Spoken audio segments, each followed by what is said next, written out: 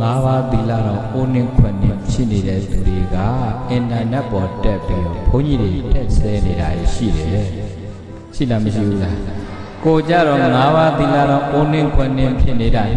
229ပါးညနေပဲဆိုင်ထိုင်တာတွေ့ပြီးတက်ဆဲတဲ့ကောင်တွေရှိတယ်ဆဲတဲ့ကောင်တွေကဘီယာပြန်နေဘီယာတောက်ရင်ဆဲတယ်စဉ်းစားကြည့်တယ်ကိုကြတော့ငါးပါးသီလတော့အိုးနှင်းခွက်နှင်းဖြစ်နေတဲ့သူတွေကသာသနာမှာအဲ့လိုသံဃာတွေအပေါ်မှာအကြီးညိုတွေမဲ့လာပြီးတော့အော်ဟစ်ဆဲဆိုနေတာအကုသိုလ်တွေများလားမများဘူးလားမမြင်အပ်တဲ့ဟာတွေတချို့ဆိုဓာတ်ပုံရိုက် Facebook ပေါ်တင်လိုက်တယ်ဒီသန်းတင်တော့ကောင်ပြိတ္တရဲ့ကုသိုလ်ကြည့်တဲ့လူမှာကုသိုလ်တိုးလားအကုသိုလ်တိုးလားမစင်ဆိုတာဒုံးနဲ့မဆွရဘူးညံ့ညံ့ဖုံးပလိုက်ရတယ်အပုပ်ဆိုတာဆွရမှာလားဖုံးပလိုက်ရမှာဒီအပုပ်ကိုဒုံးနဲ့ဆွနေတော့အနက်ပိုထွက်တာပဲရှိမှာပေါ့ဟုတ်တယ်မဟုတ်လားအဲ့တော့မလုံအပ်တဲ့ဟာတွေသူများလည်းအကုသိုလ်များမယ်လို့ဘာလို့တင်ပါလဲ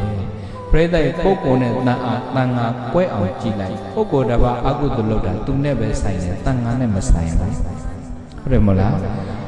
ဒါတန်ငါနဲ့သွားပြီးရောပြီးဘုန်းကြီးတွေကလည်းကွာဆိုပြစ်မှားတာအဲ့ဒါအကုသိုလ်တွေကြီးလားမကြီးဘူးလားမြမပြည်မှာခင်မကြီး7ပါးပြစ်မှားတာများရင်ကတ်တွေစိုက်တော့တာဒါကြောင့်မလို့သာသနာမှာကြီးညိုတတ်အောင်လုပ်ဖို့လိုတယ်ကြီးညိုတတ်ဖို့လိုတယ်ဆိုသရတရားဓာတ်ခံကောင်းရင်ကြီးညိုတတ်တယ်သရတရားဓာတ်ခံမကောင်းလို့အကုသိုလ်တွေပဲဆိုတော့တခါကဘုန်းကြီးတို့မနေဘူးဆိုတာရှိမနေတာသူ့အပိုင်းဟုတ်ပြီလားကို့အပိုင်းကတော့ကိုမလူချင်းဥပ္ပခါပြီးကိုယ့်ကိုရွေးချယ်ပြီးသူပေါ့အကုသိုလ်တော့မဖြစ်စေနဲ့လေတ